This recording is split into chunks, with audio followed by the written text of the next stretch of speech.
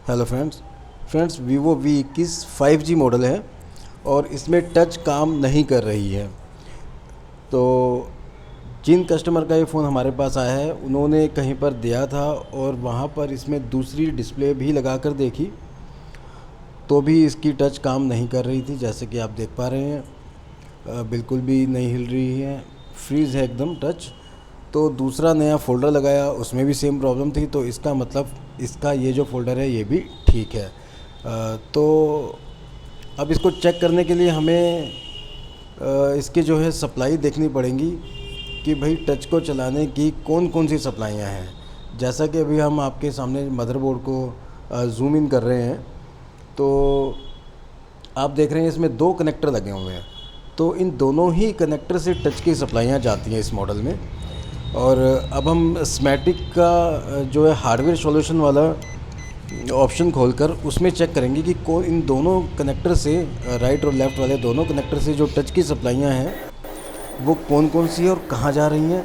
तो उन सभी पर हम मीटर को डायोड मोड पर करने के बाद रीडिंग चेक करेंगे। जैसे कि आप इस पिक्चर में देख रहे हैं, दोनों कनेक्टर में, एक कनेक्टर में से 2 लाइन जा रही हैं टच को चलाने के लिए और दूसरे कनेक्टर में से 5 लाइन्स जा रही हैं। तो सबसे पहले हमने राइट साइड वाले कनेक्टर की पहली पिन को चेक किया, उसमें रीडिंग आ रही है नीचे से। दूसरी को चेक किया और उस पर भी रीडिंग है। तीसरे को भी चेक किया, उस पर भी रीडिंग आ रही है, मतलब GR वैल्यू जिसे कहते हैं, GR वैल्यू आ रही है। अब ऊपर वाले जो एक पिन पर आ रही है राइट वाले जैक में, ऊपर वाले थर्ड पिन पर, उस पर भी हमें रीडिंग मिल रही है, जो सिर्फ हम उसी पर चेक कर रहे हैं जो टच के कनेक्शन के लिए। तो हमें यहाँ पर सब पर रीडिंग मिल रही है। अब बारी है लेफ़्ट वाले कनेक्टर पर चेक करने की। तो लेफ़्ट वाले कनेक्टर पर नीचे की साइड से पहली पिन को चेक किया, रीडिंग आ रही है। और जैसे हम दूसरे पे कनेक्ट करते हैं हमें वहाँ पर रीडिंग नहीं मिलती। तो यानी कि यहाँ पर हमारे हाथ में पकड़ में आ गया है फ़ॉल्ट इस फ़ोन का। तो यानी कि फ़ॉल्ट ना डिस्प्ले में है, ना पत्ते में है, ना नीचे सब बोर्ड में है। अगर प्रॉब्लम है तो इसके सब बोर्ड में है। तो ये जो है ये हमने इसका हार्डवेयर सॉल्यूशन खोल लिया है। अब ये कनेक्शन कहाँ जा रहे हैं वो इसमें हम आपको दिखाएंगे। तो जिस पिन पर रीडिंग नहीं मिल रही, यानी कि उसी पिन को हम चेक करेंगे कि भाई वो सप्लाई कहाँ जा रही है। ठीक है, तो इसको थोड़ा सा जूम इन कर लेते हैं हम। तो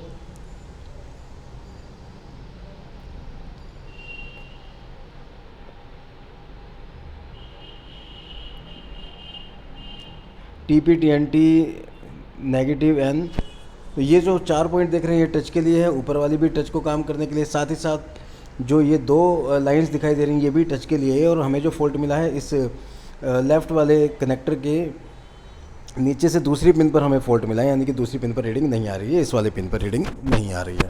तो अब हम इसके पीछे पीछे जाएंगे कि भाई ये आ कहाँ से रही है, कौन सी IC से आ रही है। तो पीछे पीछे हम इसके जा रहे हैं और थोड़ा करेंगे। तो अब उस लाइन को ट्रेस करते हुए हमने देखा, पता चला कि भाई ये दोनों लाइन ही CPU से आ रही हैं। हालांकि टच की मैक्सिमम लाइन सारी CPU से ही आ रही हैं। 4 राइट वाले जैक में थी और 2 इधर वाले में थी, लेफ़्ट वाले में। तो दोनों और 4 हो 6 की 6 इसमें से आ रही है। और जो एक लाइन जो बची है वो ऊपर से पावर IC से आ रही है, सेकेंड पावर IC से। तो भाई अब हमें कन्फर्म हो गया कि भाई इसमें हमें जो काम करना है इस फ़ोन को रिपेयर करने के लिए वो इसकी CPU IC पर करना होगा। ठीक है, तो फ्रेंड्स इस फ़ोन के देखिए, इस फ़ोन में ना हम पूरी कंप्लीट वीडियो नहीं बना पाए हैं। वो जो पार्ट हम नहीं बना पाए हैं वो ये था कि CPU को उतार कर हमने नीचे से एक जंपर निकाला है। और उस जंपर को निकालने का क्या कारण था वो मैं इसमें समझा देता हूँ, तब तक हम इसकी CPU उतार के रिवॉल्व करते हैं। तो फ्रेंड जैसे ही हमने CPU को उतारा, ठीक है, CPU हमारी ओके उतर गई। उसको हमने क्लीन वगैरह, मदरबोर्ड को क्लीन, जो पुरानी बॉल थी उसको और जो ब्लैक पेस्ट थी उस सबको क्लीन करके साइड कर दिया। उसके बाद हमने क्या करा, एक जंपर वायर को कनेक्ट किया उस वाली पिन से जिस पर हमें रीडिंग नहीं मिल रही थी, जिस पे GR वैल्यू नहीं मिल रही थी। ठीक है, और उस पिन पर कनेक्ट करने के बाद जंपर वायर को मीटर को बजर पर सेट किया। मीटर के तार को उस वायर से कनेक्ट किया जिसको हमने कनेक्टर के उस पिन पर कनेक्ट कर रखा था, जिस वायर को, जिस पर हमें रीडिंग नहीं मिल रही थी, जिस पर हमें GR वैल्यू नहीं मिल रही थी। उसके बाद फिर हमने स्मैटिक के हिसाब से वो लाइन CPU की जिस पिन पर जा रही थी, तो मदरबोर्ड को में हमने जब उसको टेस्ट किया तो इसमें जो फॉल्ट मिला हमें वो फॉल्ट ये नहीं था कि ड्राई वेल्डिंग की वजह से या ड्राई सोल्डिंग की वजह से उस पिन पर रीडिंग आनी बंद हो गई हो, नहीं। उसमें क्या है, अंडरग्राउंड इंटरनल प्रिंट ब्रेक हो गया था। तो हमें क्या करना पड़ा, CPU IC के नीचे से एक सप्लाई उस पिन से कनेक्ट करके बाहर निकालनी पड़ी और उस सप्लाई को डायरेक्ट उस पिन पर हमने जोड़ा जिस पिन पर हमें रीडिंग नहीं मिल रही थी। तो ऐसा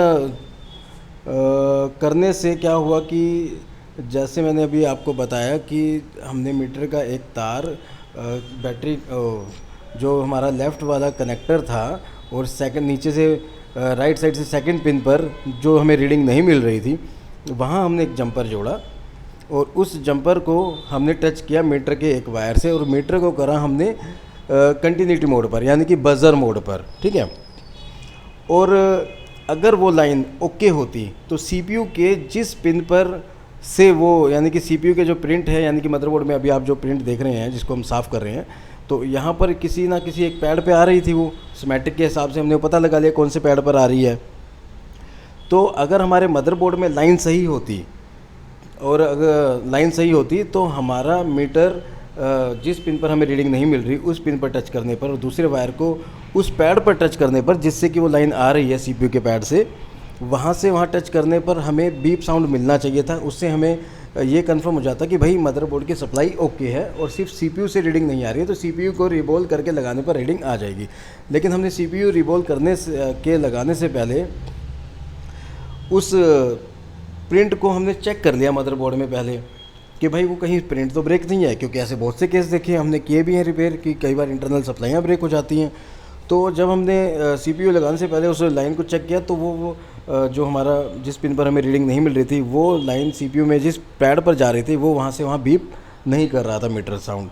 तो इस वजह से हमें CPU को रिबॉल करके लगाने से पहले उस पॉइंट से एक जंपर वायर निकाल कर वहाँ पर लगाना पड़ा और उसके बाद हमने CPU को रिबॉल करके दोबारा से लगा दिया और हमने CPU लगाने के बाद दोबारा चेक किया कि भाई उस पिन पर अब हमें वैल्यू मिल रही है कि नहीं मिल रही है।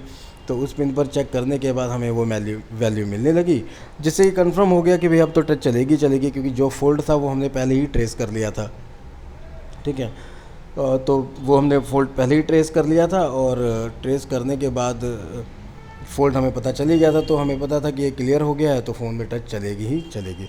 तो फ्रेंड्स CPU हमने रिबॉल कर लिया, अच्छे से रिबॉल नहीं हुई है, दूसरी बार एक बार दोबारा जाली में सेट करके इसको दोबारा से रिबॉल करेंगे, कुछ बॉल नहीं बनी है तो दोबारा सेट करके दोबारा से कर रहे हैं रिबॉल। तो फ्रेंड्स एक और चीज़ मैं बताना चाहूँगा, देखिए नए नए जो है मोबाइल इंजीनियर आ रहे हैं मार्केट में, बहुत अच्छी बात है, क्योंकि मोबाइल इतने हद से ज़्यादा मोबाइल्स हैं, फ़ोन यूज़र्स हैं और फ़ोन जो है एक ऐसी चीज़ है जो हाथ में रहने वाली चीज़ है और कोई चीज़ हाथ में रहेगी तो ख़राब भी होगी ही होगी, गिरता है पड़ता है कई चीज़ें होती हैं फ़ोन के साथ, तो उसमें ख़राबियाँ आती ही आती हैं।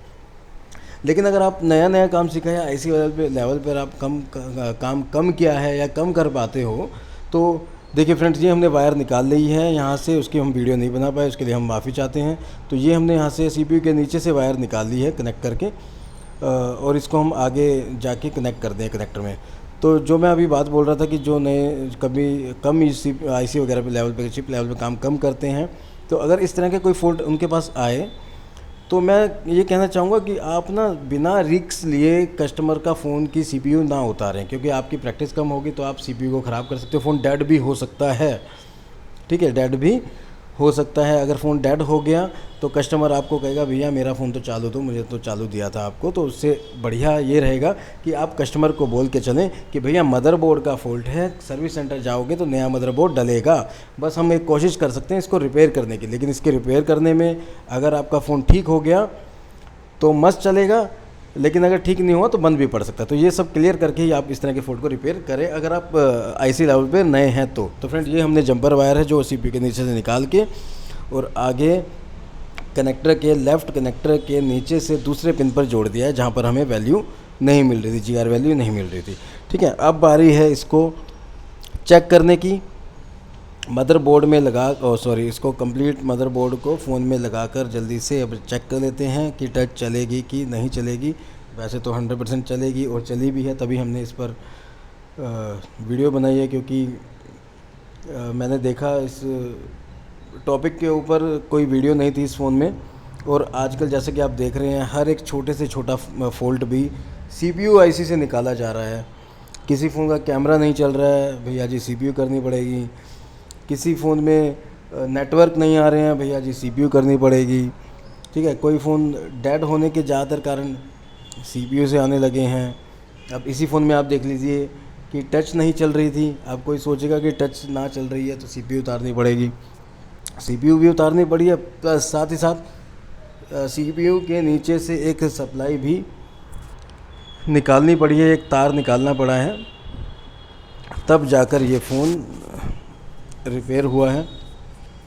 तो फ़ोन ऑन हो चुका है। अब देखिए फ्रेंड्स, हमारी जो टच है वो चलने लगी है। तो फ्रेंड्स, वीडियो अगर आपको पसंद आई हो तो वीडियो को लाइक कीजिए, अगर आप चैनल पर नए हैं तो चैनल को सब्सक्राइब कीजिए। Thank you.